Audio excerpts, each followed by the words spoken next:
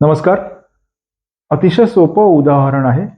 पहा, एक मोबाईल 2200 रुपयांना विकल्यामुळे त्याच्या खरेदी किमती एवढाच नफा होतो. तर त्या मोबाईलची खरेदी किंमत किती? अतिशय सोपं उदाहरण आहे. स्पर्धा परीक्षा श्रेणी 3 2022 हा प्रश्न वारंवार येऊन गेलेला आहे. काय आहे बघा याच्यामध्ये, दुसऱ्यांदा जर गणित वाचलं तर एवढं लक्षात येईल. एक मोबाईल 2200 रुपयांना विकल्यामुळे म्हणजे विक्रीची किंमत काय आहे? विक्रीची किंमत आहे 2200 रुपये.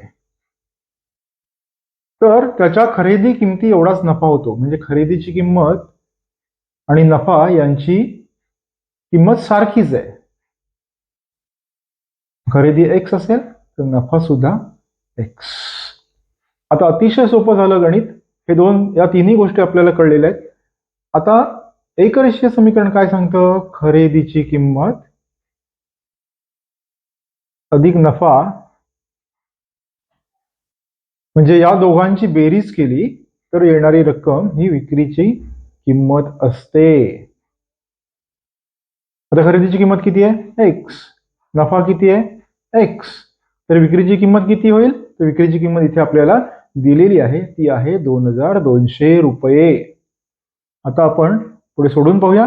एक्स अधिक एक किती येतात? एक्स अधिक एक्स यांची बेरीज नेहमी 2x होते. मग वाय अधिक वाय ची बेरीज किती होते? तसंच आहे, वाय अधिक वाय 2y होते. मग एक्स अधिक वाय ची बेरीज किती होते? तर मित्रांनो लक्षात घ्या, एक्स अधिक वाय ची बेरीज ही नेहमी एक्स अधिक वाय एवढीच होते.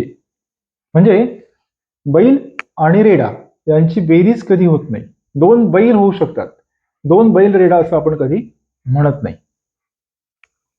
आता एक्स अधिक एक्स 2x बरोबर 2200. पुढे आपण सोडवूया. हे दोन इथे गुणिलेत, इथे आल्यानंतर काय होतील? भागिले होतील. एक्स बरोबर 2200 भागिले 2. उत्तर जवळजवळ आलेलं आहे.